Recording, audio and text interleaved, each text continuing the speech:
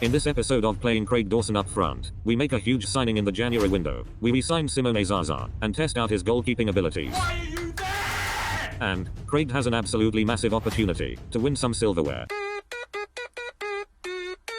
Let's go! So, in the last episode, we finished off with a 3-1 win away at Spurs, with Craig Dawson mastering the false 9 role.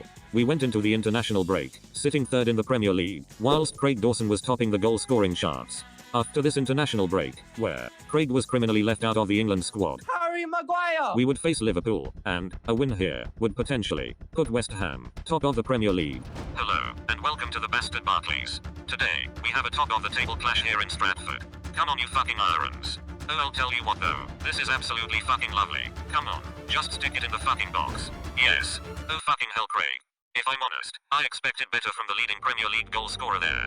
Oh my god, Liverpool are rattled here. They just can't handle David Moyes' massive bastards. The Merseyside Maldini assesses his options. They do sell out. Yes. Yes. For fuck's sake, how do they keep blocking all of these fucking shots? Oh my god, here we go. Here comes the opening goal of the match. I'm gonna tweet now, here we go.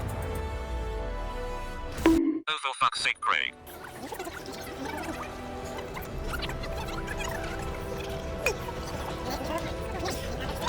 The Basmati Billy Bonds releases a devastating sideways pass.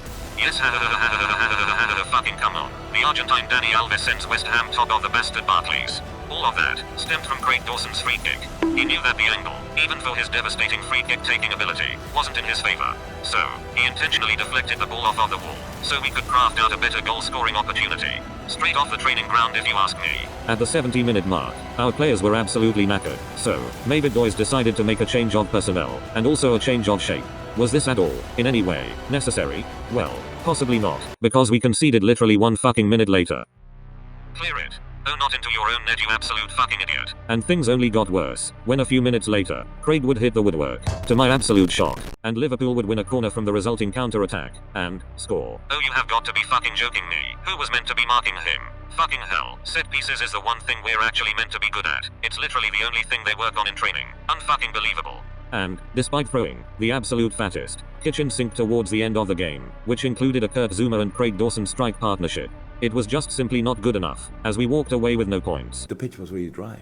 Nevertheless, we moved on to the Europa League, where, unless a complete miracle or complete disaster occurred, then we would finish second in the group. Ammonia made the trip to Stratford, and, as you would expect, they took an absolute hiding, thanks to goals from James Tompkins, Craig Dawson, and Arthur Masuaku. Roberto also made his first appearance back at West Ham, and the fans were absolutely delighted. Not that he's returned, but that David Moyes decided to eventually put him up front, so he was as far away from our goal as possible. And, whilst at striker, he almost got on the score sheet. They also got a goal towards the end. However, seeing the game out with a strike partnership of Roberto, Akinfenwa, and David Martin, proved to be incredibly effective, as we walked away with a 3-1 victory. We travelled to Poland for our next European match, and I decided, you know what, seeing as we've already secured a place in the knockouts, we'll finally give Craig Dawson a rest, and let's also give Roberto a proper chance in goal. There's no pressure on him in this match, we'll just let him go out and enjoy himself. So, how did it go? Well, he proceeded to yet again punch the ball into his own net. I immediately regretted my decision, instantly subbed him off for David Martin, and terminated his contract right there and then. And it would go down as the second worst transfer in footballing history, only to be beaten by his first spell at West Ham. Nothing impressive. We later went 2-0 down, but, come on, how was David Martin supposed to keep that one out? And that was that, as we walked away with a 2-0 loss, but, it could quite literally not matter any less, because we're already through. Irons! Irons! Irons! Meanwhile, in the league, we began to struggle. We lost 2-0 to Leeds, which, I'll be honest, was fair enough. But we also went to Vicarage Road, and rather ridiculously, came away with no points. Now, the reason why this was utterly ridiculous, was because for some stupid reason, I sent absolutely everybody forward in the dying last few minutes, in an attempt to grab a cheeky late winner. And, when I say everybody, I mean, everybody. Why are you there? As Emmanuel Dennis would capitalize on the fact that we had literally no keeper in net, and would score from about 90 yards. Thankfully, we picked up wins against Crystal Palace, and also Burnley, thanks to goals from Nikola Vlasic, Tomas Soucek, and, of course, Craig Dawson, which put us in a decent position to get our League Cup quarter-final against Crystal Palace underway. Hello, and welcome back to the Bastard Milk Cup, where today, West Ham take on Crystal Palace in the quarter-finals. Come on you fucking irons, oh for fuck's sake Craig, how have you fucking hit the woodwork from there? For fuck's sake.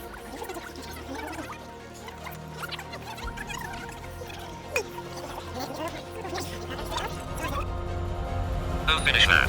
Yes, what a fucking finish from the Czech Patrick Vieira. Fantastic work from Craig to intentionally hit the post, in full knowledge that we would carve out a better goal-scoring opportunity. Fucking unbelievable work. The Balkan Baggio plays it through, please, and the Czech Patrick Vieira gets his second goal of the game, and it's raining potato salad here in Stratford. I rent. Fucking get in there, Jesus. Come on, ref, just put them out of their misery. And there we have it. West Ham United have made it into the Milk Cup semi-finals. Unfortunately, the French Thomas Soucek is simply no match for David Moyes' massive bastards. We are fucking massive. Come on, you Irons. After this huge victory, we were drawn against Southampton in the semi-finals, where we will play 2 legs, and, should we make it to the final, we will meet either Liverpool or Brentford. However, before taking on Southampton 3 times in 10 days, we would continue to drop down the table. We would lose 1-0 to Wolves, thanks to a goal from Diego Costa. We got absolutely battered 4-1 by Arsenal. And, we picked up draws at home to Chelsea, and away to Brighton. Meaning, we only have 2 league victories, in our last 9. So, there was immense pressure on David Moyes, to pick up a victory in the first leg of the League Cup semi-final. Hello, and welcome back to the Bastard Milk Cup. Despite our recent struggles in the Barclays, I just have a great feeling about this match. I don't know why, but I just feel like today is the day we turn our season around. Today is the day that David Moyes stamps his authority on this team, and shows why he is the best manager in the Barclays. Oh, you absolute fucking idiot. Where was the need? What a fucking stupid tackle from the Tunisian Tanganga, for fuck's sake. Come on, save this. Brilliant. Absolutely fucking brilliant. Where did it all go wrong? Where's the West Ham that played Man City off the park in the opening game of the season? Where have the David Moyes masterclasses gone? What's happened to Craig Dawson's form? What's happened to my football club? Oh, come on, please. Oh, of course he's fucking missed that. This club is rotten at the moment. Absolutely fucking rotten. And if something doesn't change soon, then we're just slowly going to disintegrate, right into the championship. Oh my fucking god, where have all of these men come from? Come on, please, we have to score here. We simply have no other option than to fucking score here. Oh, of course it's been fucking blocked. Why wouldn't it get blocked from about 4 yards out? Give me one good reason why it would make sense for anything else to happen in that scenario. Oh, what a beautiful hoof up the pitch. Please, just fucking wallop it in. Oh, it's just not happening, is it? It's just not fucking happening. Do not go short. Why are we doing this tippy-tappy nonsense now? Oh yes, brilliant. That was a brilliant decision. Brilliant fucking corner that was. Fuck's sake. And there we have it. Southampton come away with a victory in this first leg, and if I'm honest, I wouldn't even bother turning up for the second leg. What's the point? David Moyes is just going to persist with the same dire tactics. He's going to persist with Craig Dawson up front. Yes, Craig fucking Dawson, up front. How many more stinkers does this man need to drop, before he actually gets dropped himself? Another promising season, that inevitably amounts to nothing. What a fucking waste of everybody's time. Oh, I'm absolutely fuming. I hope we liquidate with immediate effect. Fuck off, you Irons. There was only a very small amount of negativity around the club after this dreadful run of form. However, something had to change. David Moyes' footballing philosophy was just simply not coming to fruition. After some intense analysis, the problem became glaringly obvious. We just simply weren't giving the ball to Craig anywhere near enough. So, after we rectified this, we would get drawn against MK Dons in the cup, for the second time this season, and it was a perfect opportunity to boost morale. If not amongst the fanbase, but at least with David Moyes. And, it certainly did, as we walked away with a 4-0 victory, thanks to this wonderful volley from Alex Crowell. Craig Dawson silenced the critics, as he would score 2 identical goals, in the space of 15 minutes, and, we would win a penalty in the 61st minute. And with David Martin scoring against MK Dons earlier on in the season, it only made sense to give him the penalty, to maintain his 100% scoring rate against them, and, of course, he levered all living hell out of the ball, and converted the penalty. Now that was over with, Southampton would have to make the trip to Stratford, with a place in a cup final on the line. Hello, and welcome to the Bastard Milk Cup, where today, West Ham will have to overturn a 1-0 defeat, to make it into the final. And you know what? I take everything I said after the first leg back. We have a real chance here. In David Moyes we trust. Oh, you have got to be taking the fucking piss. There's a place in a cup final on the line, and you can't even hit the fucking target. Unbelievable. Unfucking believable. Oh fucking hell, Craig. Not you as well. I'll tell you what, this group of players are an absolute bunch of fucking bottle jocks. The Arancini Alaba whips it in, and that big bastard blue passport Batistuta just can't resist the temptation of getting on the score sheet. The blue passport Batistuta! Fucking get in there. Come on, the momentum is on our side. Stratford is absolutely fucking rocking. Surely this has to be ours for the taking now. No way. Absolutely no fucking way. Arjen Bowen? That is incredible! Fucking get in there, Jesus. We've scored 2 goals in less time than it takes to walk through Westfield Shopping Center on a match day. Fucking get in there. Oh my god, that is absolutely fucking disgusting. If that's not given as a penalty, then I actually give up with this sport. Yes, fucking get in. Come on, Cray, to secure us a place in the Milk Cup final. Here we go. Of course he fucking converts it. Was there ever any doubt? Golazo!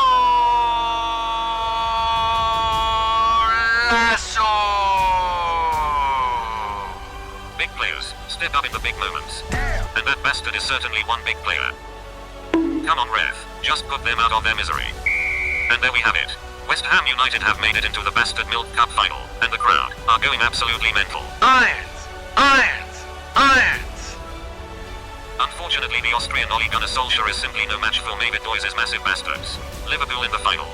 Bring it on. Absolute piece of piss. We are fucking massive. Come on, you Irons.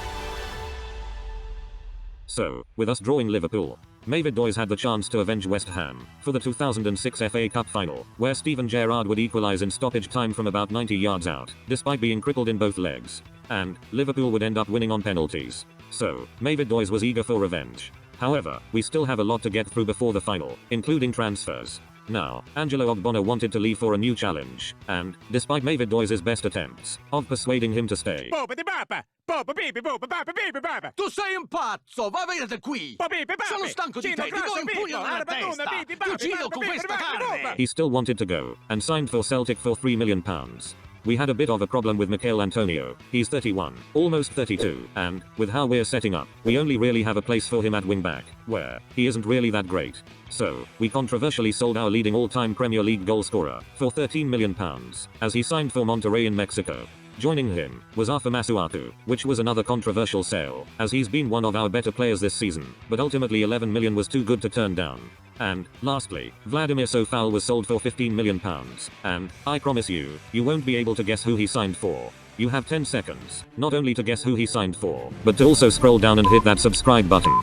327 million% of you who are watching my videos are not subscribed. What is going on? That is absolutely unacceptable. Sort yourselves out. Barcelona. He signed for Barcelona. Now, what signings did we make? Well, firstly, the backroom staff. I looked through all of your comments, and tried to sign as many of them as possible. However, for one reason or another, it wasn't possible. The only one that I could actually bring in was Joey O'Brien. Not only do our under-18s have a new assistant manager, but we've also got our Vladimir Sofal replacement. Absolutely genius if you ask me. In terms of actual players we signed, Morten Thorsby came in from Sampdoria for £8 million, and he'll be the Ogbonna replacement, despite never playing centre-back in his entire career. In real life, Renan Lodi has actually just signed for Nottingham Forest on loan. Well, I mean at this point who hasn't signed for Nottingham Forest, but in this save we managed to pick him up for £25 million. Someone else who signed elsewhere in real life is Rasmus Christensen, who had a release clause of £8.5 million, and David Moyes just simply couldn't resist a player who's 6'2" and can cross a ball. Now, there was 2 more signings. The first was another striker.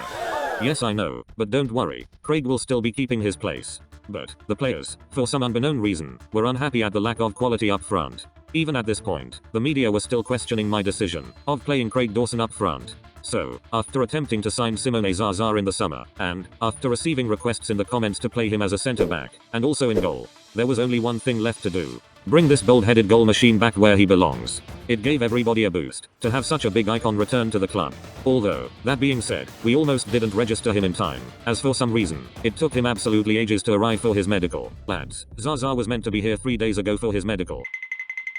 Does anyone know where he is? Couldn't care less where he is. I don't care if he's been kidnapped. It's your own problem. You know, don't be bringing that to me. Now, the final transfer happened late in the window, and we had a bit of a dilemma. David Moyes and Roy Keane went out for a nice curry, and, for once, thought about the long-term vision of West Ham United. The main topic of discussion was Alphonse Areola. Now, he's only here on loan, and, if we were to sign him permanently next year, his wages might end up being a big problem. But, we don't have to worry about that right now, do we? Well, no, not really. We can just wait until the summer, and make a decision then.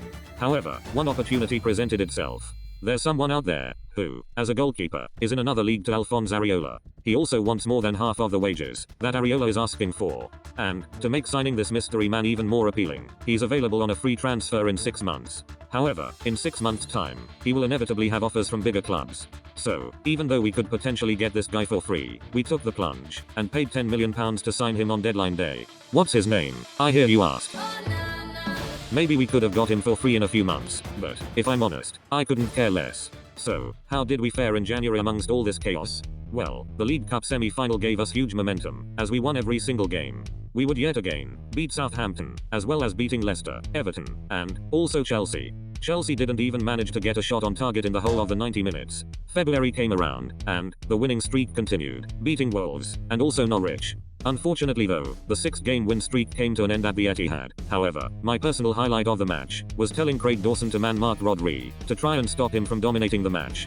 Only for Craig to completely ignore everything I just said. Nope. And for Rodri to break forward, and score the only goal of the game. However, my personal highlight of February, and maybe, my personal highlight of the entire series, came in the FA Cup 4th round against Watford, where, I actually took your advice in the comments, of playing Simone Zaza in goal, and also, at centre-back. Now, the plan, initially, was that he'll get the first half in goal, and the second half at centre-back. I was expecting it to be a bit like, okay, so we're going to play Zaza in goal for the first half and be a few goals down lol, but it'll be okay because we'll have an actual goalkeeper on in the second half and make a comeback. But, there was no need. We got into half-time, and Simone Zaza didn't concede. Okay, he didn't have a shot to face, but, clearly, he was doing an unbelievable job of commanding his area. Clearly, his distribution was just that good, that the opposition couldn't get hold of the ball. Clearly, his sheer presence in net struck fear into anyone who even contemplated the idea of taking a shot on. Maybe, Oliver Hicks 89 was onto something? So, we ditched the plan of moving him to centre-back, and kept him in net. Now, Watford would immediately score in the second half, but I mean, come on, what's he meant to do about that? No keeper in the world is stopping that absolute thunder bastard of a strike. Josh King would score against him in the 68th minute, but, again, absolutely not Zaza's fault there, he's clearly just being let down by his defense. And, well, we walked away from Stratford with a 4-2 victory, with Simone Zaza playing in goal. Absolutely wonderful scenes. Now, it really begs the question, did I make a huge mistake forking out on a new goalkeeper, when Simone Zaza was sat there all along? Well, quite possibly. But moving on, since we finished second in our Europa League group, we had to face one of the Champions League dropouts, so, we had to make the trip to Switzerland, as Mavid Doys looked to absolutely decimate young boys. And, he certainly did just that, thanks to a Thomas Soucek brace, and, Kurt Zouma scoring his first goal of the season, to put us 3-0 up.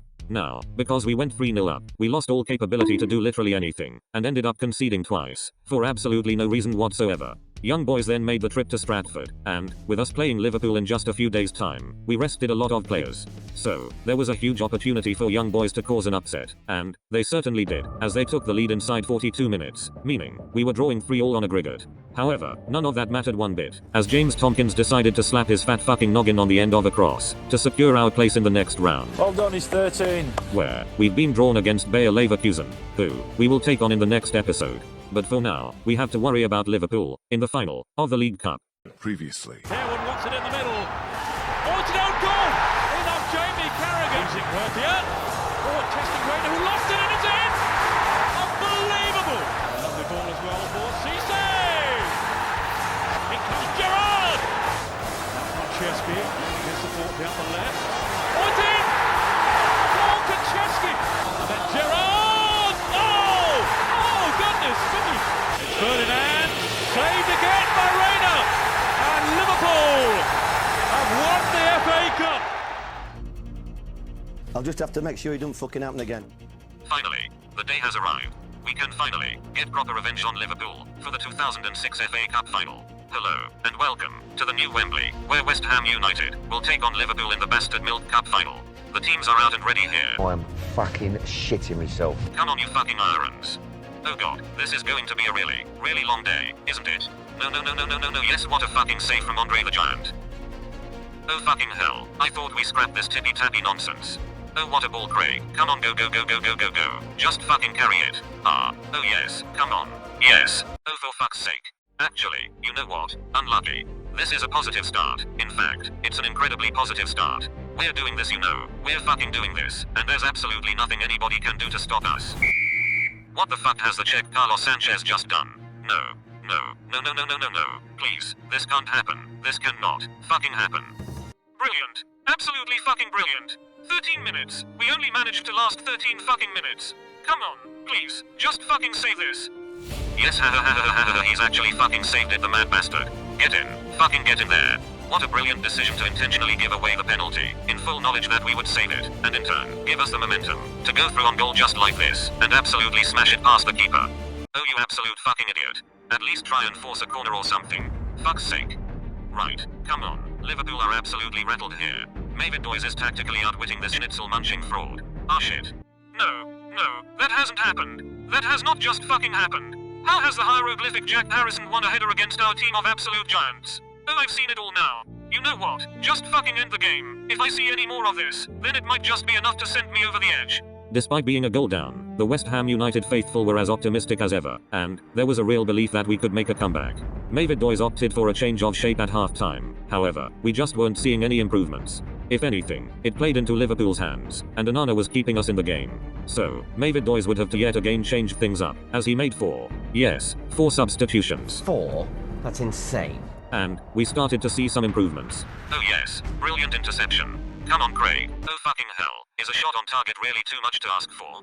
Yes, come on. A corner. Something we're actually half decent at. Yes.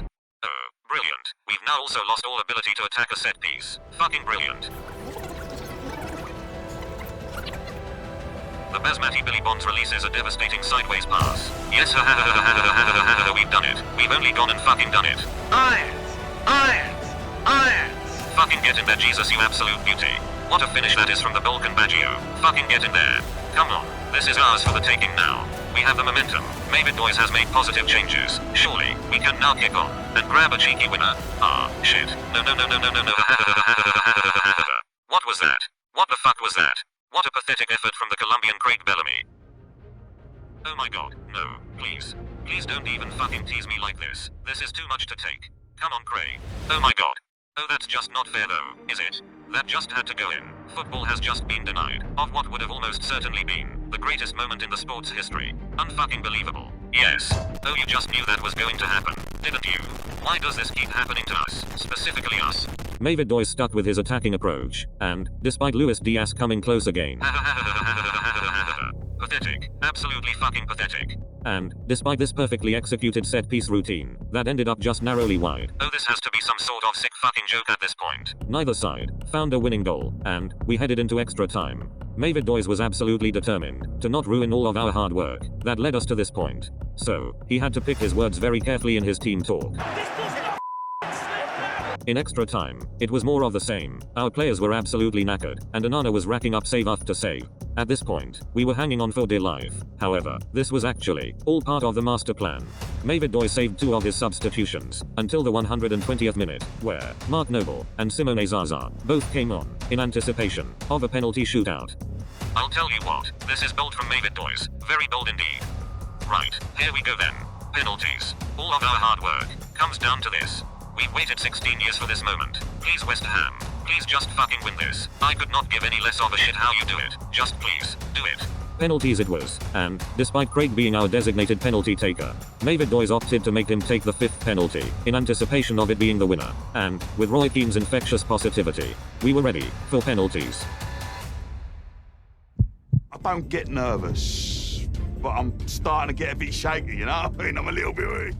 So, it's all come down to this. Penalties. Months of hard work, and a trophy on the line, all down to penalties. Right, come on Mark, you've been substituted on specifically for this moment.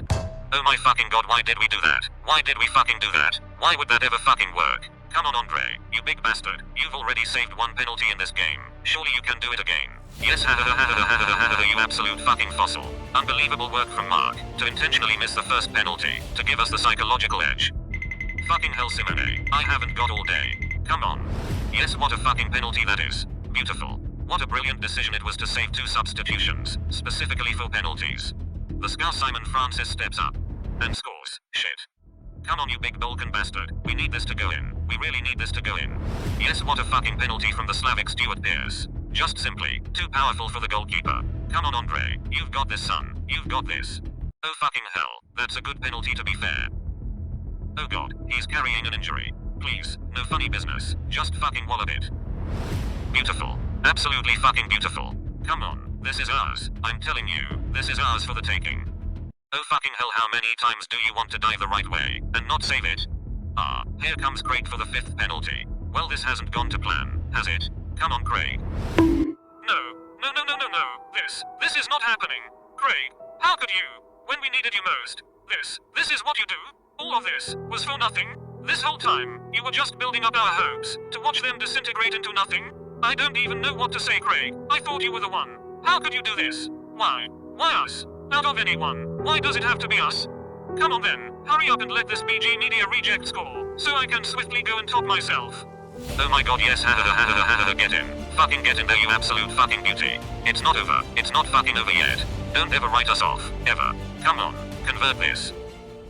Oh, and he does beautifully. What a brilliant sideways pass into the goal. Come on. The pressure's on them now. They have to score. They just simply have to score. Otherwise, West Ham will walk away from here with the bastard milk cup. Come on, Andre. I know we're asking a lot of you here, but please, just save one more. It's all we're asking. Oh, for fuck's sake. How has the Portuguese Peter Odemwingie managed to place that so well? Come on, Pablo. Whatever you do, get that bastard astronaut out of your mind.